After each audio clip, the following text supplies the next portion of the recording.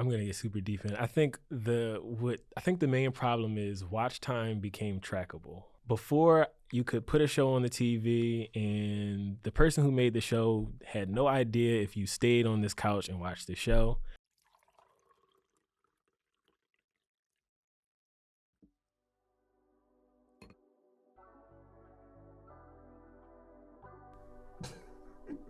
He's already ready.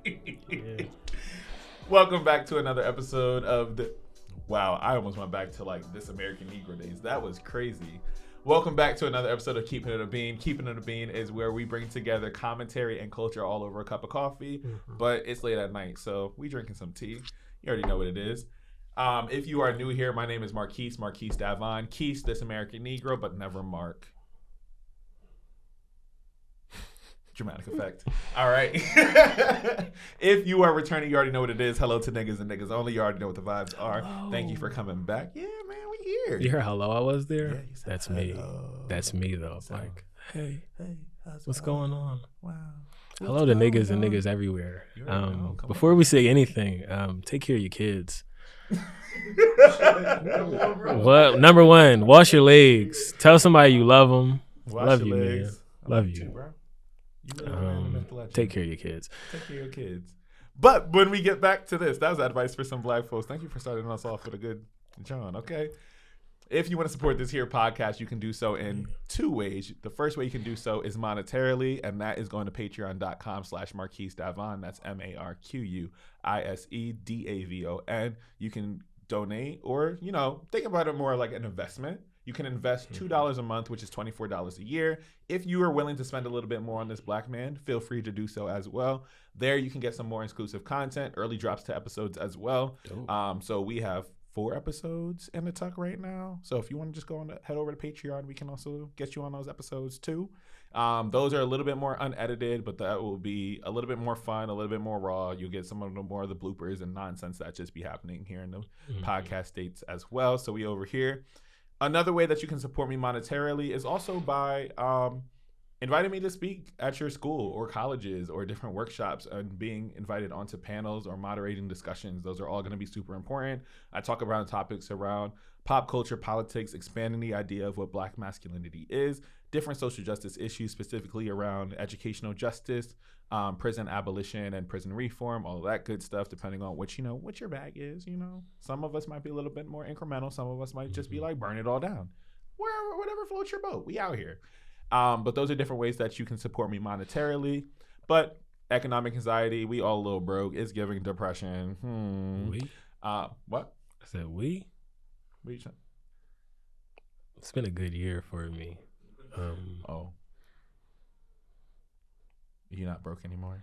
I wouldn't say that. I just wouldn't say a little broke. Like maybe like a minute amount of broke. It's a minute. Like a small amount. Like when that second check comes, you're just like waiting for it, like maybe 2 days worth of being broke. You feel me? Yeah. Like it's like the end of the month, and you're just like, dog, I just really need some money back, so I got to like stretch a 20 for like 2 days. It's like I'm not eating the same ramen this week, but come Thursday, it's like, all right, tone it down a little bit. No, that's valid down though. a little bit. I understand that. It's been a good year. I love it though. Come on, that's something to brag about.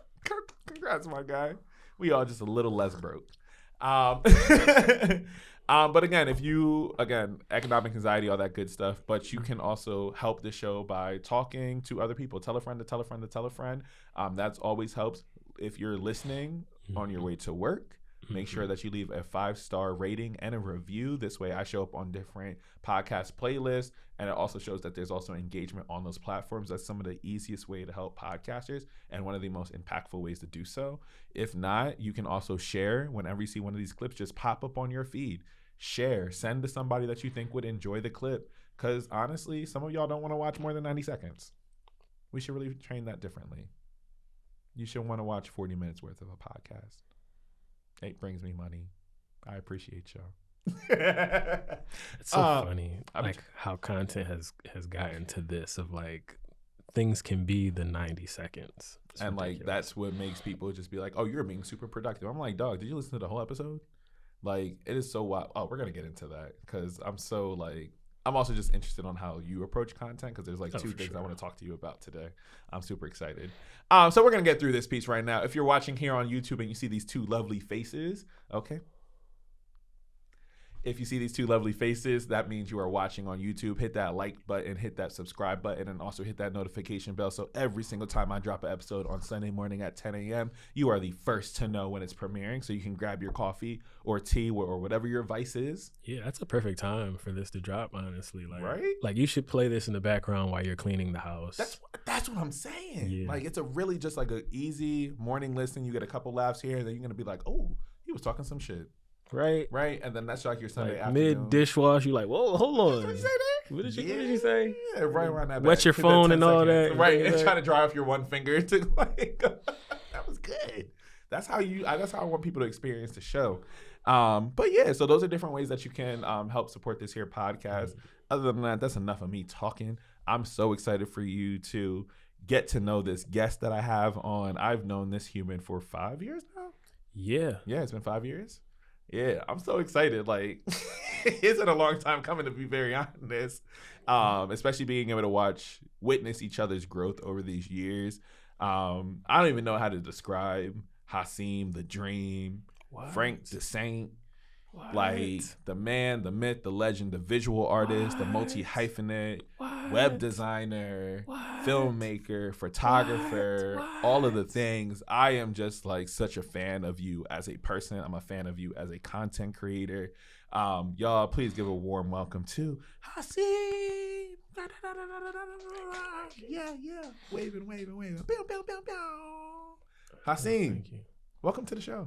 Thank you. It's actually you said that we've known each other for 5 years, and I want to go back 5 years. Yeah. The reason I like really enjoy you as a person, right, is me and one of my homegirls came here to do a tour, and I did a tour before, and it was cool, it was calm. They just took us through the space, but my homegirl enjoyed your presence so much. It was like I was in a whole different building. Oh shit! I never knew this. Yeah, right. And she was like, "Yo, he was so dope." And then like it got to a point where we weren't even talking about the space. We were like, "Yeah, he was so dope. The way he explained everything so well. Love you, dog. I love you. I appreciate you. I did not know that." Things you don't know in this world, right? Wow. Thank you, man. Like, yeah, dog, that was really 5 years. That's bugging me out. I'm going to be very honest with you. But it's been so much of a journey because for me, like, you're a staple in this space. Like, I met you through Rec. And to me, like, you've been somebody I've been able to watch, like, grind for so long and continue to cultivate and find your voice. And then also just, like, find that niche, too, right? Because I'm just, like, I remember when I first met you, I said, what else does this nigga not do? Like, I got questions because, like, you were designing websites at one point in time. Yeah. You're, like, helping other content creators with their stuff. You're, like, a filmmaker. You're also leaning into your photography a lot more. You're helping other people with marketing things. Like, you're literally a man who wears so many hats, and you're the quite quintessential definition of, like, what it means to be a multi-hyphenate, right? And so, like, I just personally just want to take it back to, like, where did your creative spark start? Being broke. Yep. Yeah, like I couldn't hire anybody to take pictures of me. Yeah. To do video stuff, to record me if I'm rapping or anything like that. So it's like, I kind of have to figure out how to do all of this. Right. I remember when people used to just create art. Crazy world. But like I kind of have to know, okay, if I want a website, I have to go make it. Right. Who else am I gonna ask for it? Right. Don't have anything to pay. Yeah. You know, that's back when I was a lot of broke for real. So no, now it's only two days out of the month before we start to struggle with that ramen. Progress. Honestly and a truly. lot of progress.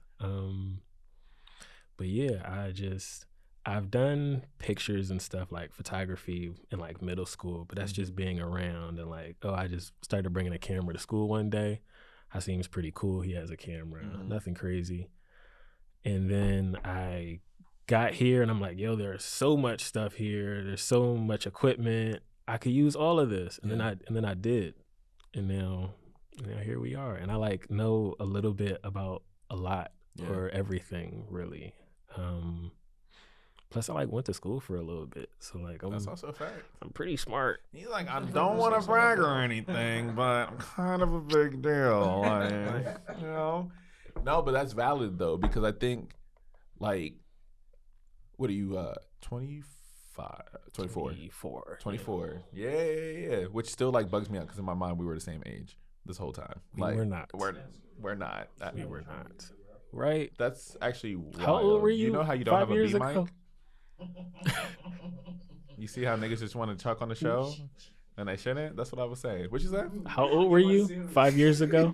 Oh, you're going to have one for both. We're going to get one. Yeah, it's here. That's It's just hilarious. not set up. Yeah, it's 5 years ago. Probably when I met you 5 years ago, I would have been 24. Yeah, I'll be 29 this year. So, you said damn. I was 19. You were. Yeah, it's 2019. Wow. Yeah, you were 19. I was a You child. were born in 2000. I was born the literal first second of 2000. Yeah, you're a Capricorn. Yeah. Quite literally. Wow, do you know that your birthday was a controversy? Yeah. Yeah, like that was 1999. It was Y2K. Everybody thought the world was going to end in the year 2000. Right. And then Hassiem was born. Sadly. 30 days premature. Wow. They usually do like the like big contest for the first baby born, but I was premature, so they didn't let us get the minivan, the lifetime supply of diapers, the cash, nothing. It was crazy. Because I was premature. That's wild. If anything, you won the race. That's crazy. Nah, because I did not know that was a thing. That's bugged out. You were quite literally born in the first second. Literally. Capricorn energy. That's why I knew I liked you when I first met you. That's lovely. Nothing crazy. You know, if it's when an earth sign see another earth sign, I just respect it. I respect the hustle. Pretty cool. So we out here, dog. And there's like so much that like I want to like lean into, because one, I personally love your approach to your content, and more specifically like your photography. Because I like how I think you quoted it, Black Alrightness. Yeah. I was like, I didn't say it with the L and the R. It was like Alrightness, really. Black-eyedness. But Black-eyedness. Yeah, you know, you're right. Like, yeah, this is the everyday Black person. And I love it because for me, like, I love how photographers are able to capture almost, I want to say like the mundaneness of people's lives, but like how the everydayness also allows us to have an insight to so many people's, to like the culture overall, right? Like even looking back here of like the unseen, like this is stuff that people just don't see every day, but you're able to see beauty in like walking down the street or like the expression or in the middle of a conversation, and not everything feels the need to be posed. Like it's a very artistic candid that you're able to bring into like the space. I think is what is about probably the best way to place it. And like what made you really want to explore like the Black-eyedness in terms of like how you see the world?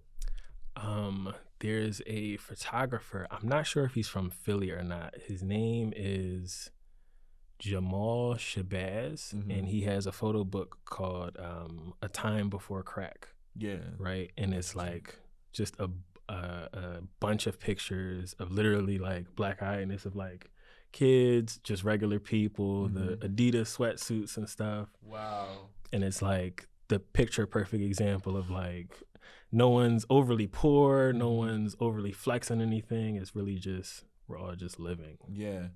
Oh, that's actually fire, because it makes me think about, it's funny, like, and my mind immediately goes to like that one episode of, you watch Lovecraft Country?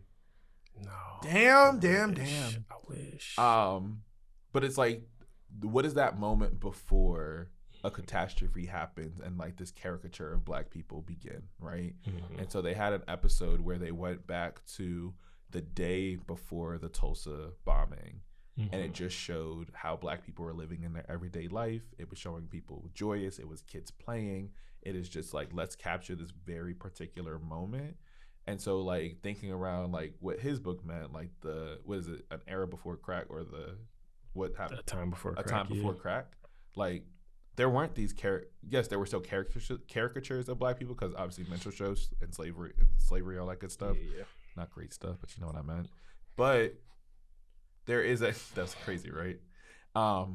but it does show the time before, like, how did the crack epidemic actually impact our communities and how the general public received how we lived in life, right? And so there's so many more people who are just like, oh, this is the crack era, so this means danger, this means drugs, this means poverty, this means anger, this means all of the things, right? And so I think it's important, like, to even, like, find your inspiration, like, talking about that into, like, how you're just like, I still want to capture the everyday beauty of Blackness. This is how we are also existing. You found the inspiration, but then also, how do you think that communicates and translates to other people who get to witness your art?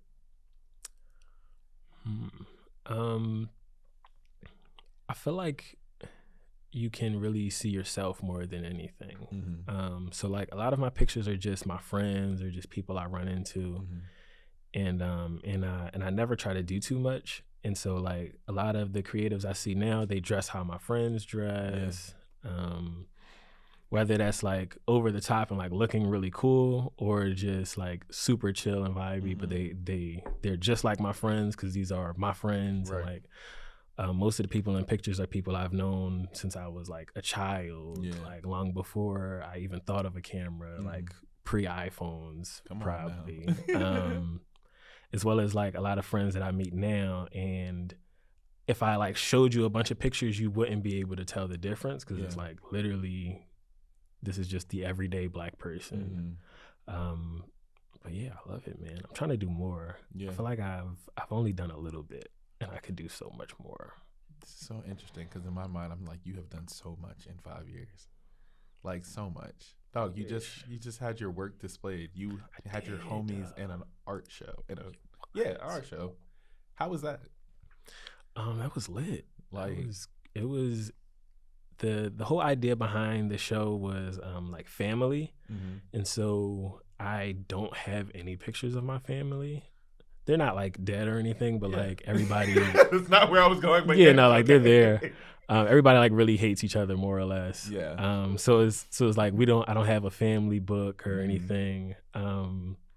So it's like, okay, cool. I don't have that, but I still want to apply for this gallery thing.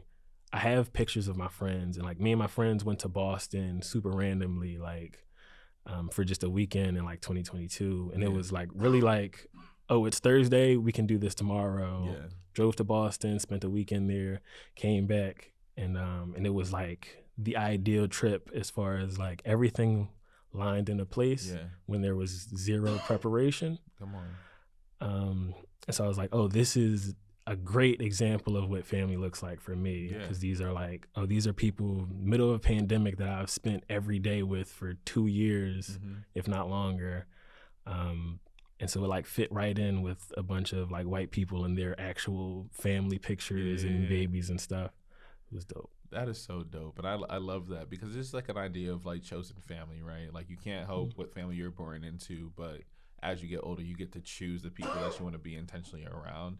And so to me, I'm still like, you still fell in line with like, oh no, this is chosen family. This is still my family. It may not look the way that other people traditionally would be like, oh, this is what your family is. But I think in our day and age, we're allowed to just be like, no, these are the people I choose, and this is who I denote as family. Family isn't just, here's my bloodline, right? So nah, dog, I appreciate that. I didn't realize like that was the entire idea of it, but also like that random trip is like really everything, because it's also just a time to really just be present. I think that's such like a necessary thing with like friends and friend groups in particular.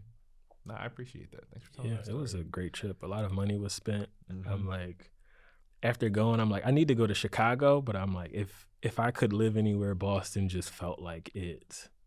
But I haven't dealt with too many white people in Boston, so it's no telling. You know, that's actually very valid. Like that's probably gonna be. We're taking my students up to Boston as well. I'm like, you go bunch of Black kids in Boston. It's gonna be an interesting time because also Boston is like, to me, I'm like, I feel like most of the fun things happen for adults. I don't feel like it's like a kid friendly place. Like it might be a good place to like raise a family, but in my mind, I'm like, it's just a bunch of like history and aquariums and museums and zoos, you know. And like I like a museum, but like I know some of my kids gonna be like, "What are we doing? Like, what's happening here?" Yeah, it felt like way more quiet than New York is, but like it still had a lot of the stores that we don't have here in Philly. I was like, oh, this is all I need. Like I could just stay and just never come back. That's valid. They have one of my favorite craft beers up there, Treetop or Treehouse craft beer. Really solid. You know, PWI Tings. You already know. PWI. You already know. But yeah, so I remember going up there. I went to Pinocchio's to get their pizza. I stopped by Harvard because that's where Obama was at. So like got to go see all the sightseeing and stuff like that. And then yeah, man, I'm excited. But I just started talking about like that thing because I was just like, oh shit, I'm really about to take all these kids up to like Boston. So sorry, you just saw me kind of just for a little bit. Now we're back lasered in. And honestly, like moving into it, especially because now we were able to kind of get to know you, one, like part of how you approach photography and like your whole idea behind it. But now I'm also going to talk to you about it as a content creator because I don't feel like we get to just talk about like, let's actually talk about the state of content creation right now. Yeah, I hate it, man. I hate it. Not you hate it? Why do you hate it? I hate it. I think just the state of electronics has come such a far yet bad way of like not too long ago an episode of TV came on and you had to be there for it. And now people are telling me stories in 30-second fashion on my phone. Crazy. It is crazy because it's also like you can get that all the time too. Yeah. Right. Like oh man, I've been like geeking out because I'm also just like the advent of technology has shifted how we can appreciate art now, because now it's like, what are you rewarded for? Especially if you think around like 30, 60 second, 90-second content. It's the same thing over and over again, but you kind of find a formula and then it works and that's what people like, right? And I'm just like, I'm not a short form content person. I struggle with it so much because I'm just like, I talk too much. I can't do this. Like, I think ideas need to be sat with, and I'm going to force my audience to sit down for a podcast for 40 minutes, 45 minutes to an hour. And mind you, that's me being generous because I like 2.5 hour podcasts. Yeah. Like, I want to sit down and like let the conversation breathe and like really allow the person to like flesh out their thoughts and like come to those aha moments and stuff like that.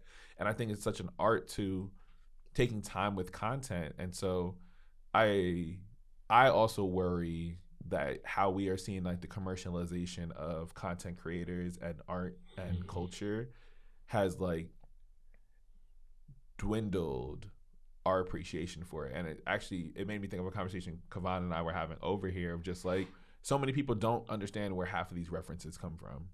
Like there's not an appreciation for like the history of things or like the small little nuances, right? Like I purposely like putting this book up, but more specifically this Black Ivy book, because like I think this podcast embodies what the Black Ivy was. Like these are Black people engaging in intellectual conversation. It could be any kind of Black person.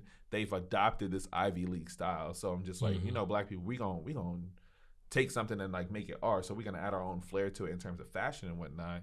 But like, this is real. The Black Ivy is just a sharing of ideas. Yeah. Right? It is just a conversation. It is just us being able to like engage and shift people's minds based off the things that we may be saying.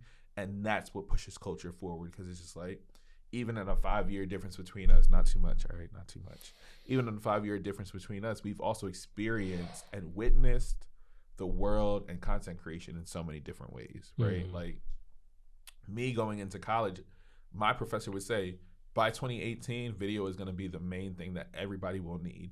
People shat on communications majors, and then come to find out, 2018 comes around, video is a necessity to everybody's like marketing and the things that they need at this point in time. And yeah, dog, I feel you on like tech is kind of ruining the integrity of creativity.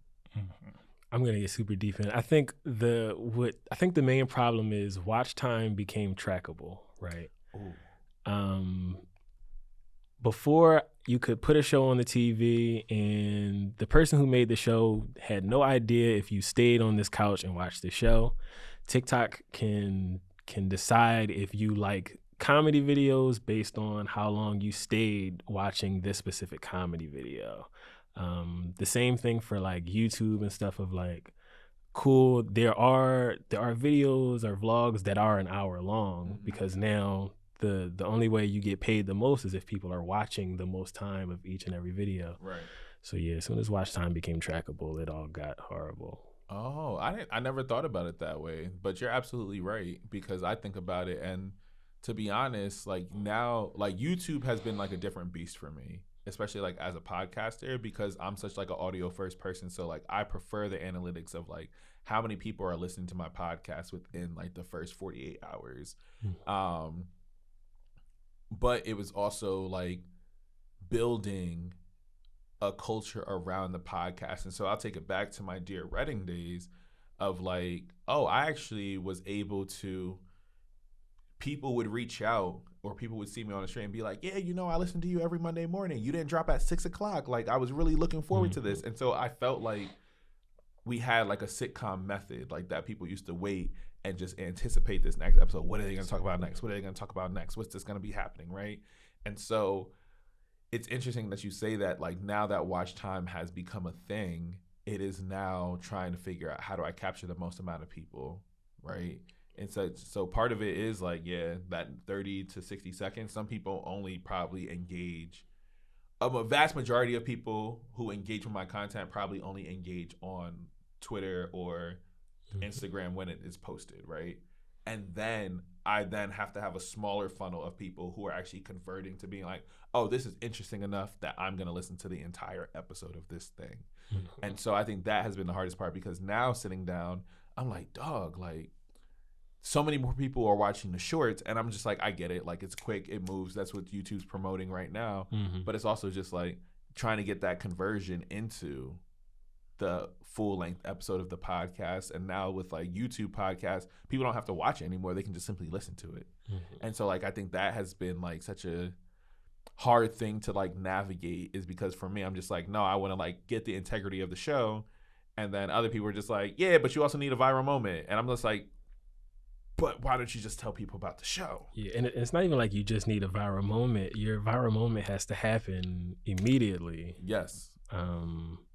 Like just going back to watch time of like, oh, your hook is supposed to be the first 4 seconds or whatever. Yep. So the thing that keeps me on this video has to happen as soon as I swipe and your video lands here. And it's weird, especially for like long form stuff. It's so hard because I'm like, I don't think I ever picked the right clip to like put in the beginning of an episode. Like I'm like, oh, this makes sense to me. But I also realized, I said, I'm a nerd. Like I think this is an important thing to say and I understand it in the context. But like I have to really think around like my consumer, like what feels compelling to them, what feels like an actual hot take to them. And so like for me, the hardest part around editing an episode is figuring out what clip do I want to put at the beginning of the episode so people will stay. And I hate that. That's my main hate about content creation, about really technology, man. Yeah. I remember when I used to read physical books, man. Oh, I have not transitioned to like digital books and Kindles and stuff. I can't do it. I need to back like and forth. Huh? Said I go back and forth. Yeah, I struggle. Like I already look at a screen more than enough. And so like for me, but I'm also like, I like the feel of the book. I like the smell of the book. I like to just like, I like hearing the pages turn. Like, I'm just like, oh, I have to do this thing. The only time like I'm listening to a book is if I'm listening to somebody's memoir, because I like to hear it in their voice. Other than that, though, I'm not like consistently like in these audiobooks. My coworker, she loves audiobooks now. Like she can go through them easily. So she's getting through so many books. And I'm just like, I don't retain as much when I'm like listening. I need to like, and I can listen to a podcast for hours and be like, oh, I'm good. An audiobook, I can't do it. Just another thing on memoirs, I don't believe that shit. I don't believe that you remember everything in this book. Oh, nah. You got to embellish some things. You got to embellish some things. That's actually really accurate, though. Because, like, one of my favorite memoirs is Cicely Tyson's memoir, As I Am. And I think she has a really compelling story, but I think she remembers moments, right? And she was like, what, 90, 99, 98 when she passed away? Like, I don't believe this. Yeah. And so it's just like, I think there's important parts of life that you can remember and important moments, but I don't know if you remember all of those details. And so in my mind, I'm like, do you just remember, is like a memoir just a collection of very important details, or do you kind of give like an overall kind of idea, and then your ghostwriter can like fill in all the blanks for you? Plus, I feel like a lot of times, the story and the way I would say the story is different. So like I know that's not what really happened all the time. Like, because you still got an image to uphold, right? I feel like you felt like that person said this like that. That's not what Obama said to you when you seen him that one time. Like on the south side of Chicago. Oh, that's so interesting. So what are some things like for you as a content creator, like whenever creating content, what is like your foundation? Like your content must always have this element about it. And then we'll lean into like, what are some of those things that you're willing to compromise in terms of like the business of not podcasting, but the business of content creation? Well, just from a filmmaking perspective, I really like static shots. So if I could just put a camera up and just talk, that would be the whole video, no cuts. And on the flip side of that, I genuinely hate when a video is like cut. Yeah. And they do it for a lot of like podcasts and stuff. And to me, it feels like you can't form a sentence because you're going da da da da. Okay, and da da da da. Yeah. I hate it. That's what makes me swipe on a video immediately. Yeah. But I love just being able to set a camera up, and if there are cuts, it's because I like genuinely stopped after a super long rant, and I went, how do I really feel about this? Right. Okay. So static shots, sound is always a plus. Great sound. Yeah, shout out. Get you some good mics. Daniel. Yeah, thank you, man. At the pocket. And I try to do what I can to keep you engaged at the end more than like grabbing your attention at the beginning. Yeah. For like the videos that I do stay on, if they're a minute, I might get to like 40 seconds and I'm like, okay, you're rambling. Right. I haven't, the everything I was supposed to learn about what you're saying happened already. Right. Cool. I think the people who enjoy that don't enjoy anything that I like. So like they just wouldn't enjoy anything I create. So it's like they're like so far from my target audience that I'm like really cool off of it. And there are still elements in the beginning of videos that are like, oh, this is eye catching. I might throw a question out there so you know what this video is about. But like the people who would scroll just off of like, oh, I didn't receive anything in 7 seconds, they're like, I don't believe they'd even like me as a person. So that's so interesting. But I'm also like with you on that too, because one, I think that gives you more freedom and liberation to like create the stuff that you want because you know what people are gonna like. It's like for me, I don't care for action movies that much because I feel like it's just jump cut after jump cut after jump cut. But like I love a Barry Jenkins movie because he quite literally will drag out a scene and then you have to zoom in on the face and then the face will communicate what you should be able to see. Like there's a beautiful stillness in there that requires you to like engage with the person, and it's like don't jump to this. I'll still enjoy like, you know, an action movie, cool, but it's gonna be my first thing I go to. No, because I'm also somebody like when I'm watching something, I want character development. I want to be able to go back and sink my teeth into this thing and see the intention that you created behind the film or behind the photo, because I'm just like, do I have to sit with this and wrestle with an idea? And I think that to me is a much more compelling idea of like what art can do, because I'm somebody of like art should disrupt, art should be sat with, art should not be so quick, it shouldn't be microwavable. And so I feel like that's kind of like in the space you're in, because like I tell everybody, I said, dog, I struggle unless I didn't get that AI tool. I struggle with like getting small clips because I'm just like, that's not enough for you to really appreciate what's happening right now. That's not enough for you to sink into this conversation. It's not enough for you to do this thing. But it's like trying to find that balance of what do I like and still appreciate the stuff that I'll do. So like the clips that I'll post on my personal page versus the clips I'll post on the podcast page are two vastly different types of clips. And that's probably like my biggest negotiation as like a content creator, because I'm just like, no, I want you to like learn something. I want you to sit with this, like get to know this person, because storytelling is important, you know? Yeah. I like that better than like, in the next 60 seconds, you're going to learn this. And then boom, boom, boom, boom, boom. Here's 5 steps to change your life. Literally. The 5th one will make you go crazy. Dog, and it's always the one where it's just like every single time it just reels you in. Do you want to know how I made $1 billion in 3 days? And I'm going to tell you all the secrets. Here's how I know. But wait, you got to figure this out. And then we're going to get to like the point of it. So you sit there and like get drawn in for so long. And I'm just like, dog, this formula is annoying. I hate that kind of stuff because I feel like the second I get money, like if I ever did anything that like, oh, cool, I'm up $1 billion now, you would never hear me talk. Like, when's the last time you heard Bill Gates talk? I'm going to go home and be with my family every day.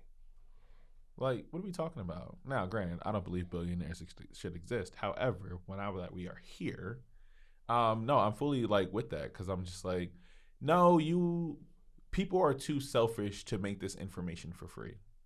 I think one is just like how I feel about just humanity in general.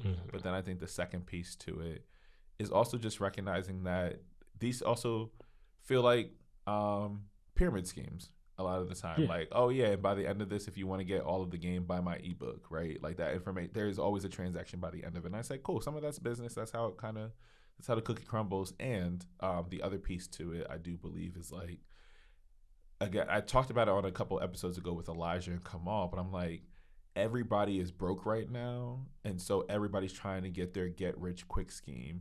And because of that, content creation feels like the next big thing, and that everybody believes that they can do. But in reality, it's just like, how are you going to take that moment and elevate it? Because sadly, the reality is not everybody's going to be the Haktua girl, right? Like off of...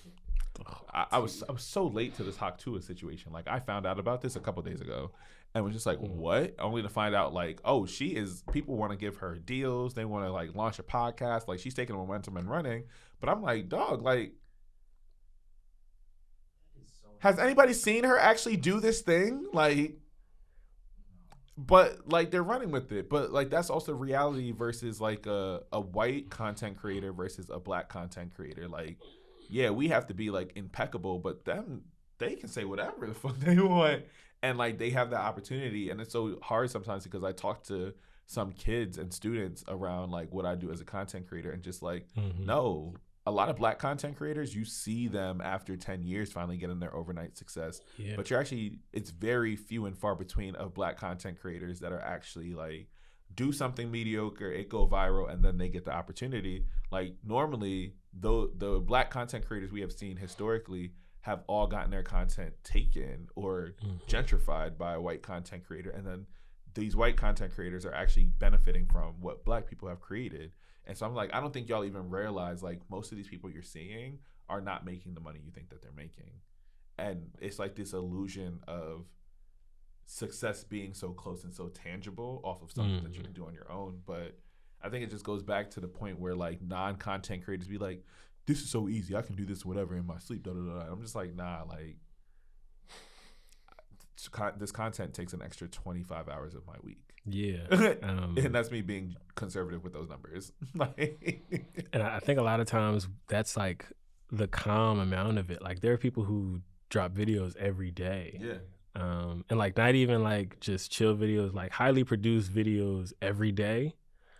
So it's like that can't be that easy. And they're the ones actually making some kind of money. Right. So you kind of have to do that now without making some kind of money, without being able to like have it the best quality possible, without already having a bunch of followers who are going to see this immediately and push it further. Right. Why do we do this? Why do we sign up for this? I don't shit, know, man? because this is a lot of work and it takes a lot of time. I've been doing this podcast and shit for 7 years, and I'm just like, dog. But it's funny though. Like I've been reflecting on it a lot more this year. I'm just like in my 7th year. It feels like now everybody's just like, oh, I need you on my platform. Oh, can I talk to you about this? Oh, can I actually do this brand partnership with you on this thing, right? And it took 7 years of like being intentional around building an audience that I never felt like I had to sell out. And I think that has been like such a cool part, but it's also like the long game too, right? Like Daniel had asked a question earlier around if I get a Starbucks deal, would I take it? I'm just like, no. Right? Like that doesn't fall in line with the integrity of my show. Or like the audience that I have crafted. I said, dog, I have a socially responsible platform.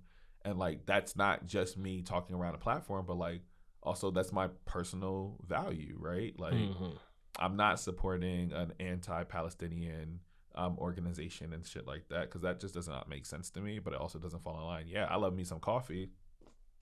It's right here, y'all. It's right coffee. here. So we're drinking tea. Wonderful. But we're drinking tea right now, so don't. It's all good. It's late at night. But like it's shit like that where I'm like, I think for me, content creation has been the only space in life I've never been asked to compromise, or I don't need to feel the need to compromise. Like I feel like authenticity can live here no matter what I do. So like in work, I have to be Mr. Richards, right? Like I have to show up in a particular kind of way. I can't just burn everything down the way I want to. I can't just always make the decisions I want. Like I have to consider, how does it impact my students? How does it impact my staff? How does my boss see this? How does it now impact the school that I work at, X, Y, and Z? So like this is the one space where I don't have to compromise. And it has been like, I want that to always be a known fact. I want to be known for work ethic. I want to be known for the authenticity. But it's also hard sometimes because you see everybody else. I said there are so many things I know I can just be problematic and be one of them podcast niggas that just like, let's talk about sex, dating, and nothing else. And make bank. I'm like, all these niggas got such big followings, and I'm still sitting here like at 8,000 some followers here, and then 6,000 some followers here, and I'm like, all right, it's all gonna make sense in the long run, but like I know like my 8,000 on Twitter, my 6,000 something on Instagram are like invested in me. Like I see that's where the community's at, and I don't need like the largest platform in the world, but I just want my platform to always feel respected and like maintain integrity a lot of time. I think that's like the future of creators, of like a lot of the people I watch on YouTube are people around that like 40 to 60,000 subscribers. And so there are people who have millions who do photography stuff or who have hundreds of thousands. But I think in like the next couple years, the look of creation of just creators is going to be, okay, this person makes a living, but this person isn't making a lot. Right. And that's okay. Of like, this person, you might make 100K from creating, which is cool. But there are people who are getting millions of views in every video, and that's also cool. But I think instead of like the 10 people who get the millions of views, we can have 100 people who get 100,000 views on everything, and be fine and dandy. No, that's valid though. I like the way you thought about that too. Yeah, dog. Because it's just like I'm interested to see where content creation is ultimately going to end up going, and then also like the culture around it too, because it's still relatively very new in terms of this being like a potential job that people can have and like making money off of the thing. But right now, I think even for me as like a 9-to-5 creator, I think like it is now just becoming, this could be my supplemental income right now. And like, it's honestly like the things around the podcast, like the podcast in itself does not make money, right? But the opportunities that come supplement the money, the partnerships that come supplement the money, some sponsorship that come supplement the money. So it's always like very interesting explaining to people like the things around the show make me money, but not like the actual product in itself, right? So yeah, man, just nerd it out. It's just good to nerd out. I think when you were talking, I was thinking again about watch time of like, pretty much how it's set up, because now on platforms like TikTok or Instagram, they want you to make the longer videos, which is so interesting. Because long form will always, in my mind, long form has no choice. Like people like good ideas. People like good concepts. Like there are times where there are some people who are simply going to be here for a good time. They are not here for a long time. So you remember content creators who are of the moment and they feel of the moment, but they're not here anymore. Yeah. And I think that's something I've been thinking around is like, for me, I had to like make a denotation of like, I don't want to be an influencer. I want to be a thought leader. Like that, I want to be able to influence like new thought and challenge the status quo and really be able to like bring people into like a space of storytelling. I don't think I'm like the best to be like, yeah, I'm gonna keep coffee with me. Like, great, cool. If I can do that, cool. I'm gonna show y'all how to French press this coffee and why it gets you the best flavor here and da da da da. Like, I would do some fun stuff like that, but like, I don't know if I am necessarily built to like vlog every part of my life, right? And I was doing that actually when I first, back in March, I was vlogging like living alone. I was just like, all right, this is gonna be the next thing I'm gonna put out, but I didn't want to. I had realized I was just like, it was cool for the first couple of days of just like, cool, as I like live alone and build up this home and bring in the pieces that I want and X, Y, and Z, like this stuff is really nice. But I also realized like I'm not that creator because I don't want every single moment to be like, all right, let me set up this tripod. All right, let me get my camera out. Oh, let me just reflect on this moment real quick. Like da da da da. Like I just want to sit down. If I'm gonna do an at-home thing, I'm just gonna be like, hey, like set up the camera on a tripod, set up the mic, and just talk. I just don't know if I'm built to like, let me capture this moment and let me get this B-roll for this and let me do this. Yeah. And even like having somebody follow me around, somebody hit me and was just like, why don't you have somebody follow you when you do these events and stuff? I was like, because I can't pay them. And it's just like, I don't know. Like it throws me off because I'm just like, I understand that there are so many people who want insight to like the things that we do as content creators. And the other piece of me is like, I also give enough to people where I'm like, I want part of my life to be just for me. Yeah. Like I don't want my personal to be like the thing, but I want like to be invited in this space of like, oh, okay, like this is how you can get insight to my community of like the different people I know based on the conversations we have and whatnot. So, I think well, for one, I think it all goes down right back to watch time. But but I remember in like 2018 and 2019 when YouTube took like a dive because somebody put some crazy video out, and then people were making like 3 and 4 different channels to add on top of their first one of like, okay, this channel we're doing reactions, but on my main channel we do pranks, and here's my vlog channel. And then it's like it's a job for these people because they're making money from it, right. But it becomes a chore almost of like every day you have to get up, turn your camera on, and perform. And I don't know how they do it. I don't think I ever could do it. I don't know if I'm built like that. But yeah, man, thanks for geeking out with me. It's nothing, man. I like talking about things I don't like social media. Yeah, I'm gonna stay on it. I'm gonna stick beside it. It's a necessary evil at this point. Oh man, Hassiem, thank you for joining for this episode. Thank you for talking around Black-eyedness. Thank you for talking around content creation. A little aside about sneakers and capitalism, just being trash and watch time being like the thing that's actually ruining us all. Honestly, I feel like that would be a good Black Mirror episode, low key. Like just talking about the obsessiveness of like, how's this watch time meaning? Oh, if they're not watching this enough, like I'm killed or something like that. Yeah. I don't know. Like the dark side of content creation. I think you got something there. The dark side. Something like that. I don't know. I think about like the wild shit because I think technology is such like a fascinating thing on like how tech impacts culture and people and how we exist in this world. And so much of this is like, who would have thought like this is going to be what I'm going to be doing is sitting in front of a camera and being able to like talk to people. And now this is what people want to see, right? Like that's wild to me. This is a $5,000 camera, by the way. Dog. You were telling people you were broke. You have access to a $5,000 camera. Wait, is that a new MacBook? I feel like that's one of the M's. I feel like y'all are having, low-key. That's kind of wild. I feel like y'all are having. Look, which iPhone is this? Why are you minding my business? You just. This is green. This is one of the new ones. That is crazy. No, I am no longer part of the working class. I am part of the lower middle class. Thank you very much. Thank you. Yes.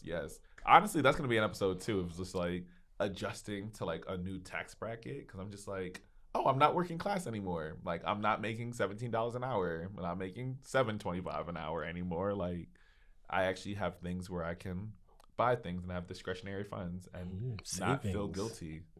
Investments. No, I got a 401k. Okay, I got no investments though. I'm so scared because like sometimes investments feel like I'm gambling with my money. You feel me? Like I'd be scared. They're safe ones, huh? So they're like super safe ones. Yeah, maybe that's. I'm no expert though, but I'm no expert, but they're super safe. That's ones. the part of adulting I have not gotten to yet. Yeah.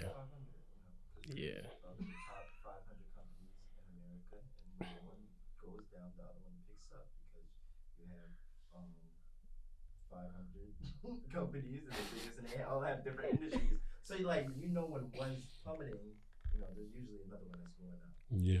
So that's he knows more. Usually like low index funds, not low index. Like I wasn't even gonna go there. Dog, I don't know. Yeah, I was gonna say I know a drug dealer you could invest in. Great returns. In my mind, I was like, dog, like thanks, man. Did not know. I learned that you're at a different level of adulting than me because I'm saying I'm just like, dog, I get by paying my bills. I said I got insurance. I know how to use that. Like we out here, but all that other shit, dog. I'm like, it's funny because I gotta. Now I'm on a tangent. Let me get you some food. Yeah, you were going to wrap this up. I was about to go right into another. No, you're good though. You're good. I know I gotta get him out of here because I'm sitting there. I'm just like, yeah, I gotta discuss like my relationship with money because like this shit is different. Like, bruh. Anyways. No, I love that conversation though. Of like, a lot of times when I'm talking to people about money stuff, I'm like, oh, it's just money.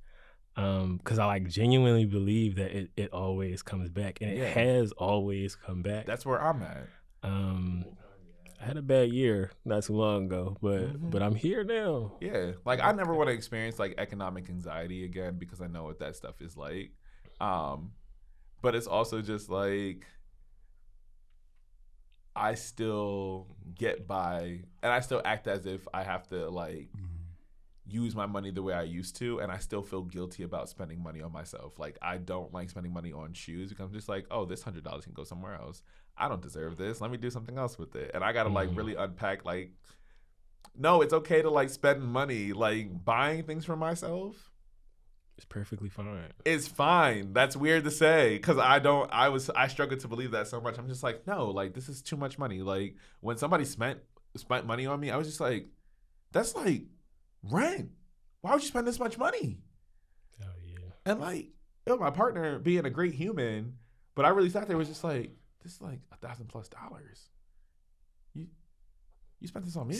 Little me? Like he's sitting there, he's just like, yeah, no, like I love you. I'm gonna spend this on you. Like this ain't an issue for me. And I'm sitting there, I'm like, okay, you want something in return? Like I can send this back, I can do this. And I'm sitting there just trying to like logic out like and try to rationalize being gifted something so nice. And I'm sitting there, I'm just like, no, it's just like just take it and say thank you. Like you don't even need to say thank you. Like I love you. I'm gonna do this for you. What are you like? There's no ifs, ands, or buts about it. Like what are we talking about? So I'm just like, oh, I got such a bad relationship with money and people spending money. Like I'm just like, no. Like every dollar goes somewhere, but no, dollars should also go to your leisure. So yeah, I'm learning that. Buy yourself something nice if you're watching this. Yeah, treat yourself.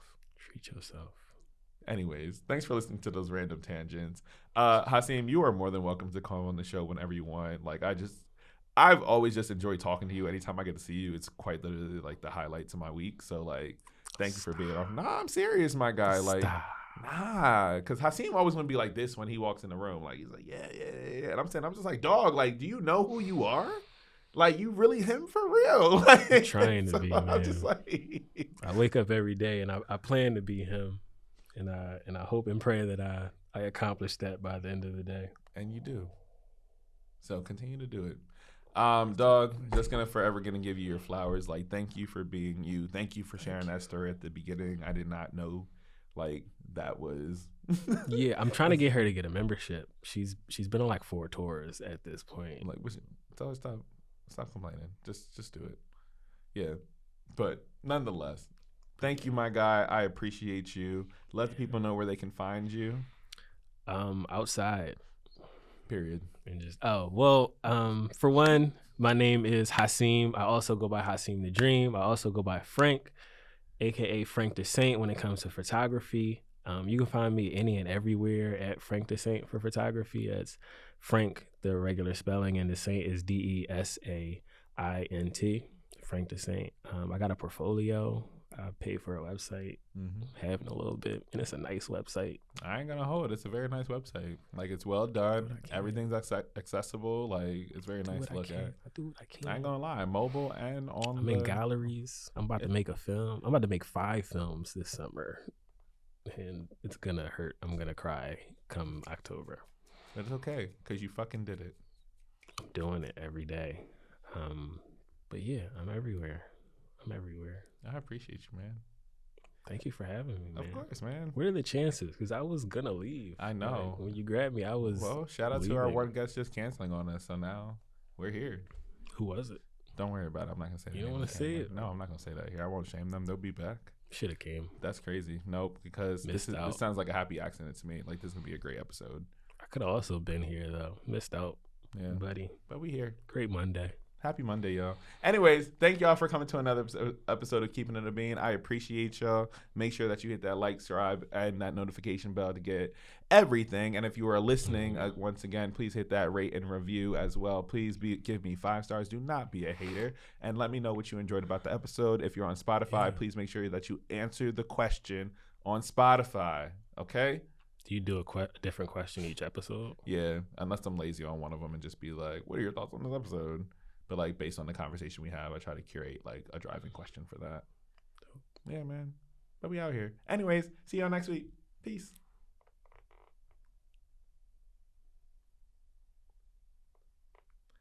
It's all good. We've been done. You can get up. Take care of your kids. Tell someone you love them. And there's a callback. Wash your legs, please.